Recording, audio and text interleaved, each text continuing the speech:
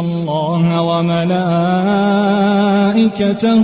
يصلون على النبي يا أيها الذين آمنوا صلوا عليه وسلموا تسليما.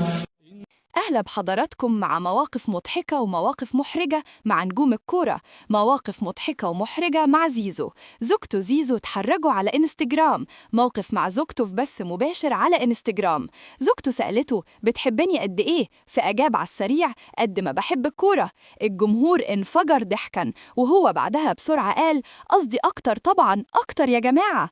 موقف مع الجمهور الصغير. أحد الأطفال المشجعين اتصور معاه وهو ماسك قميص عليه اسم زيزو. الطفل قال له أنا بحبك بس بابا بيشجع النادي التاني ومش راضي. فرد زيزو ضاحكا قل له ما يقلقش، احنا مش هناخده منه. قصة التسديدة اللي خرجت من الكوكب. في إحدى المباريات في الدوري حاول زيزو يسدد كورة على الطاير من خارج منطقة الجزاء، لكن بدلاً من الاتجاه للمرمى الكورة خرجت فوق المدرجات لمسافة بعيدة جداً.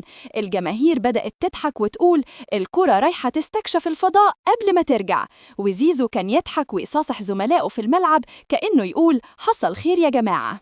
شكرا لمشاهدتكم. لو سمحتم ما تنسوش تشتركوا في القناة وتفعلوا زر الجرس لكي يصلكم كل جديد من أخبار الكرة وأخبار اللاعبين والمباريات.